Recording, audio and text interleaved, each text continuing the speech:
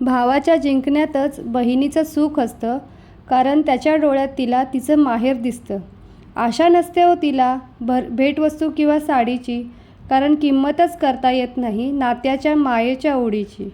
भरजरी शालू नेसून जेव्हा वहिनी उभी ठाकते, विष्णुरूपी माझ्या भावाची ती लक्ष्मीच जणू शोभते.